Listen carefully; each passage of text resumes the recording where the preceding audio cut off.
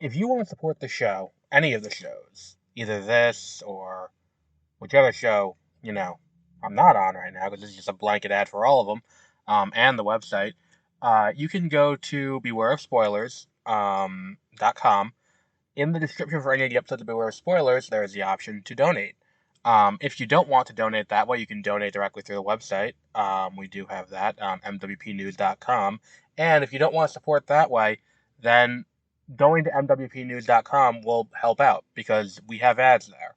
We don't want to keep it, you know, where there's a lot of ads. There's a few ads. But the point is, we want to make it so that way, we can sustain this for the long term.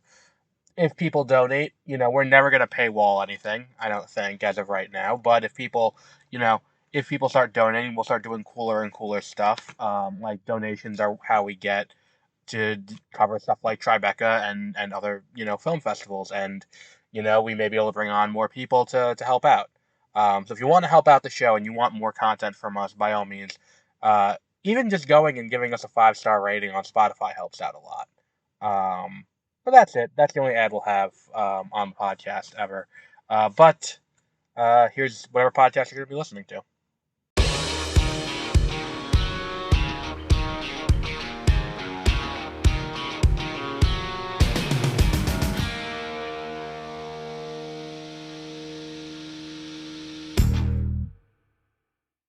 Good morning and welcome to 30 Minute Reviews. I am Adam. I apologize for any background noise. It's hot. So we need the air conditioner. We're in the middle of a heat wave here. Um, so I've done some thinking and I've revitalized the website and all of that. I think one of the things is um, my eyes were bigger than my stomach on a lot of what we set out to do this year. So it's halftime. We're like, we're in the middle of June now. So I think it's time to do a revision to what our plan was. It was a interesting idea to make 30-minute reviews into the show that it briefly was. The issue is it's time consuming to do that. Very time consuming. So I think what we're going to do is we're going to convert again. We're going to do a third or a second format this year. Where this new format is, if news breaks during the week and I have something that I can talk about for a length of time, there will be an episode about that.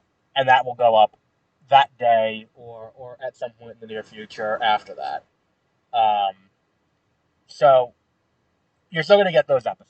So, like last week or 2 weeks ago, we had the Alamo Drafthouse acquisition by Sony and what the financial implications are for that. Because I didn't want to wait until, Sunday to do that. I think that the other thing is it's like because it is based on news from the last few days and from the last week, it does create an issue where there's an urgency to recording that is not beneficial for keeping a set schedule. So what I can do with this new format is I can record an episode as I watch it and then it just goes up the week of. So, like, for example, today is Monday the 24th, and we are going to talk about a movie that turns 30 today. And that's what we're going to do on a weekly basis from now on. We're going to talk about a movie from the past, and we're going to start this off with The Lion King. Now, Lion King, not the new one from 2019, the original from 1994. I would have been just over 3 months old when this movie came out. So I did not see this movie in the theater. I did watch it on VHS though, and that's one of the things is that as we do this, I'm gonna try and talk about the movie the way I would if I went to a theater right now and watched it. Like forgetting personal feelings about the movie, forgetting how often I watched it as a kid, forgetting nostalgia, forgetting anything like that. Because as a as a movie, I love this movie. Like the opening of this movie is fantastic, and like it grabs you and grips you and pulls you in. Um, but also, it's like this movie has been background radiation for roughly 30 years of existence. So it's hard to say, like, okay, we're going to do that, which is a little bit different from how we do things over on the backlog files with the Pokemon ranking, but it is what it is. Um, which tomorrow morning we'll have news about how we're going to do the backlog files in a little bit different. But here we are.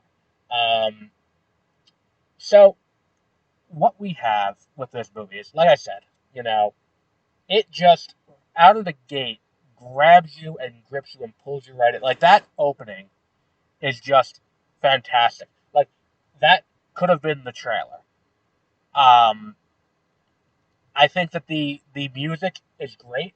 And again, not just speaking as someone who like hearing the songs again was like, like this feels like childhood.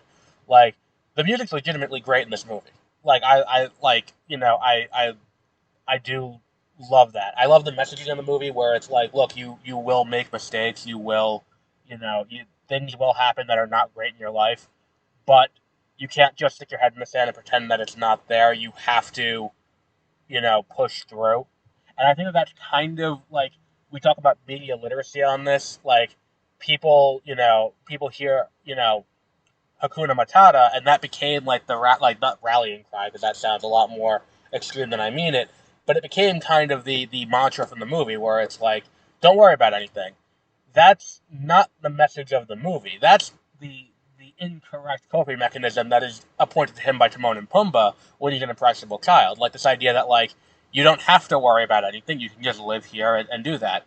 That's shown to be wrong because that's what knowledge return is. It's like, look, yeah, bad things happen, and things happen in people's lives. You can't turn your back on your responsibility in an effort to do that. Like, like it's not all about you. You have wider things that you need to do. And yes, the movie is basically just Hamlet. Um, that said, I do have one big criticism watching it again with a critical eye, and that would be when you get like it's very front loaded in terms of like what's going on in this movie, where it's like setting up the world, setting up the power dynamics, setting up all of that. Where it's like, you know, Scar and Mufasa, and and Scar trying to ascend to the throne, and all that kind of stuff. Um, Very front loaded, and then it's back loaded once Simba returns to Pride Rock. The issue with it is there's no like there's almost no second act to this movie, which is a complaint that you hear me say a lot. Like I talked about with Deadpool, where there's really no second act to Deadpool because it's all flashback as he's going to the end. Um, and the same with like X Men Apocalypse. There's also no second act to X Men Apocalypse. There's no real second act to this movie because like if the inciting incident of everything is the death of Mufasa, like that's kind of late into a movie that's only got an hour and a half runtime. So they kind of montage through Simba, becoming this person, and then he goes back to Pride Rock. Um, but yeah, I think that like the movie is great. Like I enjoy the movie, but that's a small criticism. If this was out in theaters right now, and this movie was coming out, today, like, or like it's opening this weekend, and you were like, should I go see The Lion King? This would be a 5. I think the visuals here are spectacular. I think watching this after my most recent introduction or most recent experience with this movie is the 2019 Lion King, seeing that in the theater.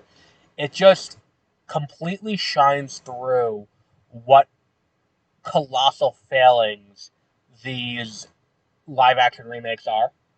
Going back and watching this, I hate disparaging one to bring up the other, but looking back on the Lion King 2019 and being like, oh, that's what this was. Like the amount of color, the amount of great movement that happens that you can't do because it's live action. Like it just, it's just so unique, and it couldn't be replicated in the quote unquote live action photo real animated version. And I think that's kind of the big disappointment there. This movie looks better with that hindsight because like, I just can't wait to be king is just beautifully animated. Circle of Life is just beautifully animated. Even like the slower like Can You Feel the Love Tonight, which is not anything bombastic happening on screen.